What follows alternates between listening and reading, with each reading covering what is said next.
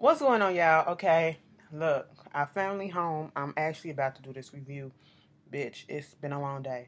Um, Love and Hip Hop Hollywood.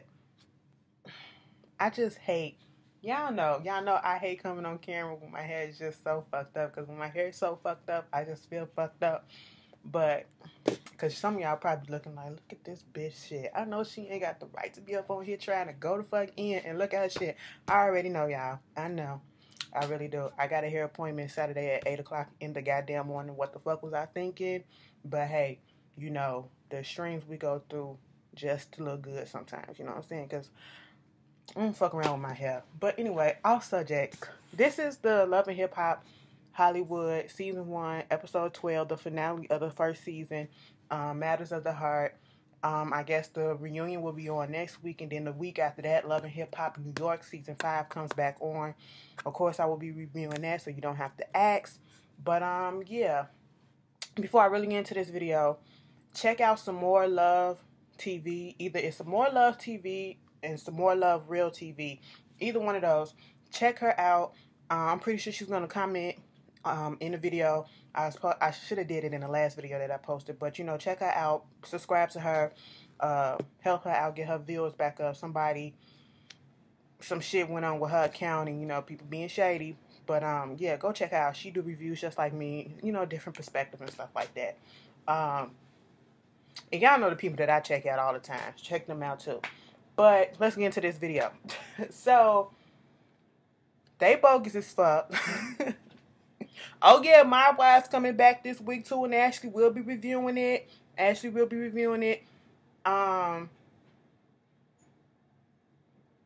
What happened on this episode, first of all, why they had to start this shit back off with Ray J pushing that girl in the pool. Ray J talking about, so I was a linebacker, you know what I mean? So, I just swerved left and just pushed her in. She ain't finna get my shit wet. And I'm just like, ugh. Like I said, I would rather him push her ass in the pool than him, just cause, shit, you got that wine in my face. I'd rather him do that than that. But he like, so I just get my shit out of there because I'm like, we can't be together no more. I'm like, okay, all this shit is for play. Because we already know they broke up. They was fighting over custody of damn dogs, and they right back together again, okay? Because they was together at the reunion. They was Team Princess and Team Ray J and each other. Girl, whatever. So, after that, we get to this little scene with Soulja Boy and Naya, whatever. After they had their little disagreement, they were still feeling some type of way. And then Naya was basically saying how she was coming from her best friend's house, and she got into a car accident. And I remember hearing about this because they must have just really filmed this stuff because that car accident wasn't too long ago. Because I remember somebody retweeting what post Soulja Boy said about, praying for them because, they got into a car accident, her and the baby and all that shit. And, he was trying to act like he was there for her and all that shit. She was like, Dre's been amazing all this time, and it's like, this is the man that I will be marrying, or I may marry in the future. And I'm like, girl, get over it. Moving on. Teairra Marie is in the studio, dance studio, rehearsing for, her little show, this little showcase that Young Bird putting together for her. He like, my name is on the line right here, because he was like, I heard what Sincere said about the last one, how it was horrible. And thank God Teairra, she owned up to it. She owned up to it the last time that it was suck ass. And she owned up to it this time in the confessional too, said that it was horrible. It really was. Then, he come in there talking to her, and she was like, your girl Hazel, gave me this fake ass apology, and then talking about don't do the song with you and all that shit. This is the thing about Teairra. I was looking at her face. Of course, she's gained a little weight, and I actually think that the weight on her looks good, okay? Even though she got a little double chin, we all do. And, because, come on, look at that, all right? Turkey neck.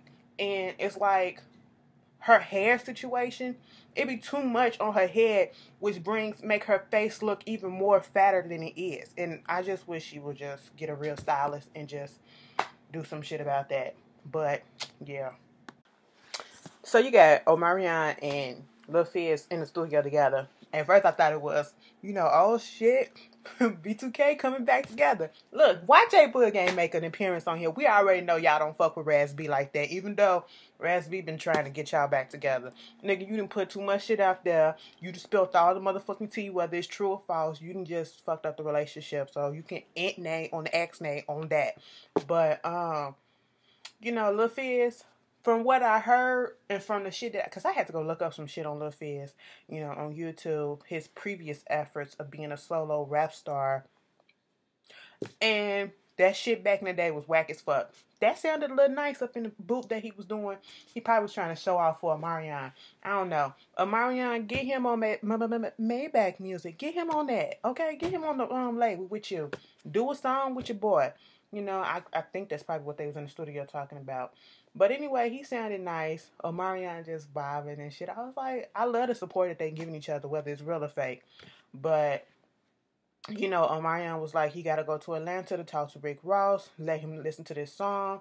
And he had put all his stuff on hold because he didn't want to leave and do other stuff while the baby wasn't there or on his way. So now that the baby is there, they had some time with it and it's good. And now he can get back to his grandma. I was like, okay, I like that. But, you know, so they come out the booth. Well, Fizz come out the booth. And, you know, Omarion talking about what happened with Amanda. He was like, I'm done with that bitch completely. But I was talking to this other chick, her name Nikki. And Omarion kind of looked like, bitch, what the fuck? Like he knew who Nikki was. And like, don't fuck with her. That's how he looked. But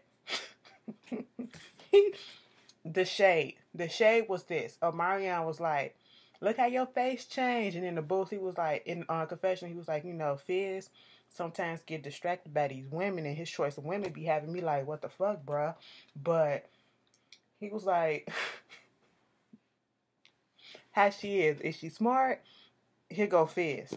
I mean, she got an ass on her. Her body is banging. I was like, wait a minute. He just skipped over that. Is she smart?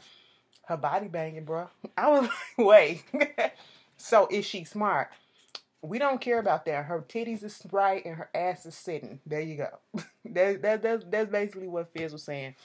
And, you know, Omarion bring up Moniece and basically telling them that they need to just sit down and talk this shit out because the boy, their child, needs both of them in their lives.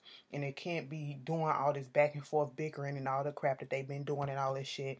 Because Fizz did tell them about, you know, Moniece talking to the blog saying that he beat her and all that stuff. Did y'all see that Instagram post when Amanda, because I be on the shade room, and you know the shade room, they catch everything. Let something be up and deleted in 15 seconds, they already got it. The fuck? Who works on that? But Amanda had talking some shit about Lil Fizz and how he got roaches and sleeping on the floor and all this shit. And then Moniece clapped back at her ass like, don't you talk about mine, you like baby daddies and shit like that. And then Lil Fizz posted that picture of him, that Instagram post of him. Roaches? I was like, okay, because he was just going around the house. But I was like, put it down on the motherfucking floor. And I said, well, you can't really say you ain't got roaches because first of all, it was sunny out and the light was coming in the house and you know, they scatter with light. We all been there. I ain't gonna sit here and lie. At the old apartment, well, my grandma's house. I ain't mean to put it on blast like that, but you know, it happened. But yeah. But you know, I'm being real. And I was like, you know, he goes outside and he got the, you know, the waterfall money because Amanda was like, he on EBT and all that stuff. And she was like, he had like $1,000 or something in his hands or whatever, some $100 bills in there. I was like, this is so trifling. But that's what they was talking about. Get y'all situation together. And then you get Hazel E. See, I knew TT. See, I thought TT was going to be all good when I went to talk to her. But I should have known she was a fake when she didn't want to drop that song with Young Bird. I seen where her loyalty lies. I'm like, bitch, you've been in PR. Okay, you work with professional people. So you claim. And you should know how business is and how it works, all right? And for you to be upset and base a friendship off of, you know, whether or not you're doing a song with somebody, she ain't fucking this dude. She don't want him. She want a hit. So that's who she can afford right now because she's cool with him right now. And he probably giving it to her for free for this show or on a discount or whatever. So she gonna go where she can afford and she can take. right about now. She can't, beggars can't be fucking choosers right about now. And how dare you try to tell her, you know, we can't be friends if you do this song. And then you gonna meet up with Nicki because Masika don't fuck with Nicki. And so now you gon' I always wanted to meet up with her. And then you talking to her about this shit. And I'm like, y'all both bitter as fuck. Nicki, you got money.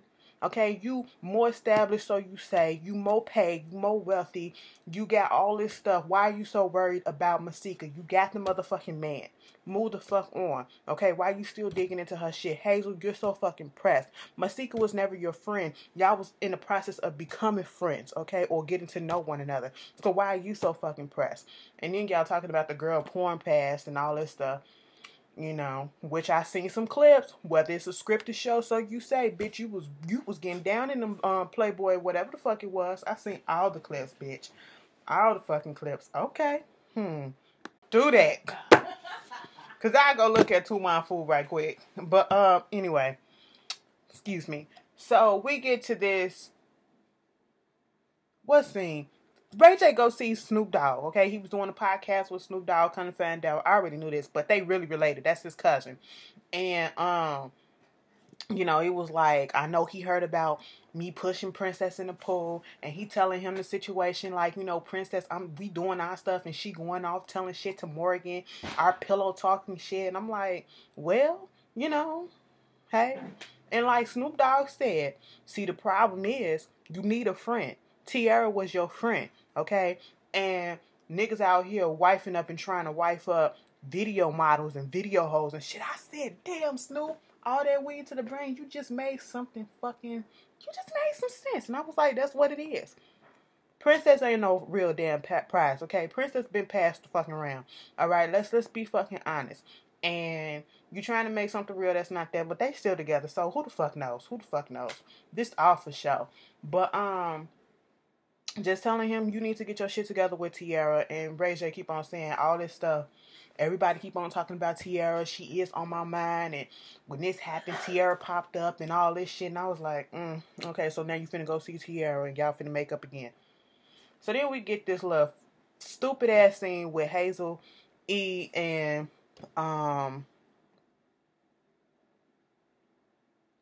Hazel E and Masika.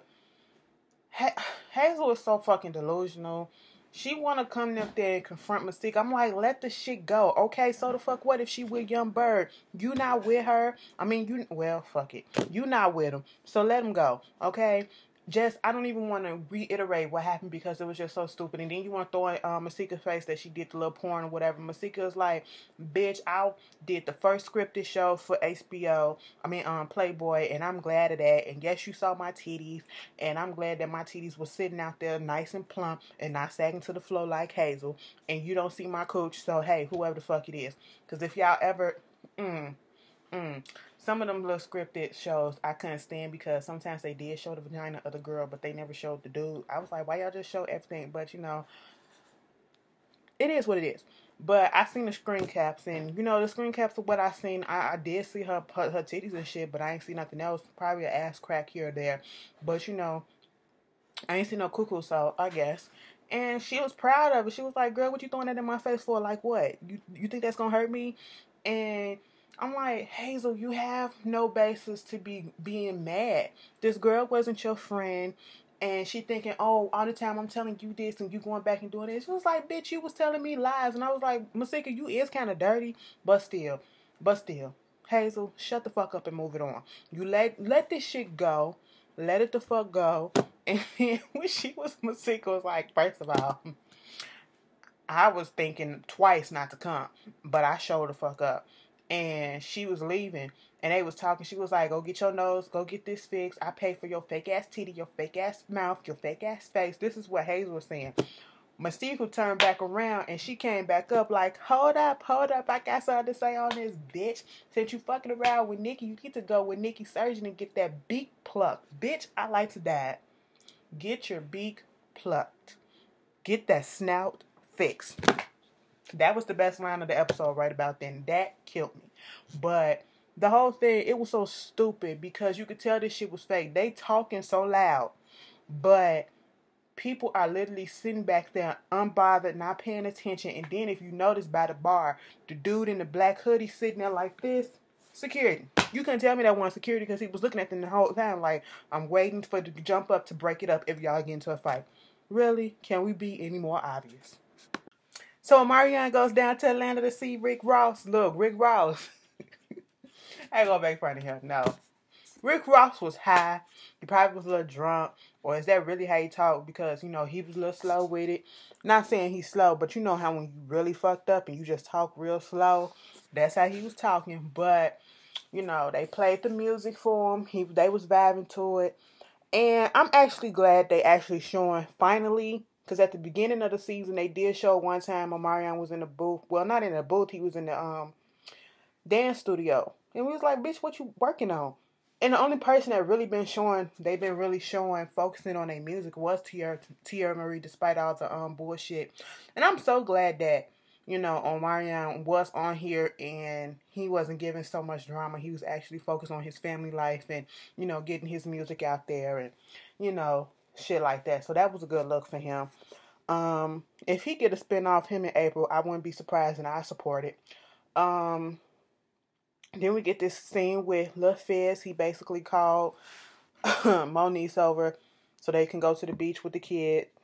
And he was like, you know, how, you know, shit last time was so fucking crazy. So I brought the nanny along so that, you know, she could watch Cam and just in case some shit pop off while we out here.